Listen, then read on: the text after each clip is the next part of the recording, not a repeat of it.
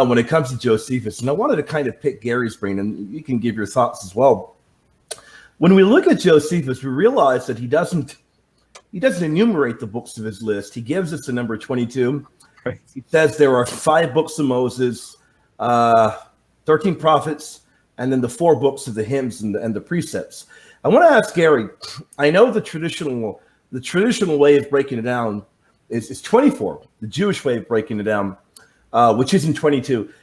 How do they achieve the Protestant canon in Josephus? They would then have to pair up some other books, wouldn't they, Gary?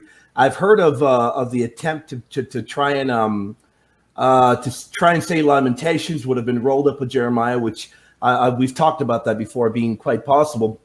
But one thing that I've heard people bring up as well, which Dr. Bergsma can let us know, I've never really heard of the pairing. I've heard people try to argue of Ruth being rolled up with Judges, which would be very unlikely. Isn't that correct? What are your thoughts on that, Gary? Isn't to kind of try and hearken to Josephus would be a little bit problematic for modern day Protestants, wouldn't it?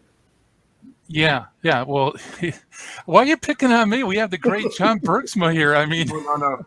Gary, you probably have read 10 times as much secondary literature on this, so go ahead. Well, yeah. William, as you know, I have that series on the channel where I go into Against Appian and we talk about what exactly is this. And yeah, the problem is these 2 books short, and a lot of scholars have difficulties with that. Some people think that he omits a couple of books because they don't fit that description of the last 5, like Ecclesiastes. Is that really a description of life and prayer? Things like that. So that's one way, is to say, well, he's missing a couple of proto-canonical books. Like you said, others tried to combine books. Yeah. Now, in terms of combining Ruth with Judges, I'd have to defer to Dr. Bergsma because I'm not really up on how different books are combined. No, right? I don't see that happening. Baruch and Lamentations with Jeremiah, yeah, that happens for sure. Probably in all our early canonical lists, when Jeremiah is mentioned, they're probably rolling Baruch in there, at least, if not Lamentations as well.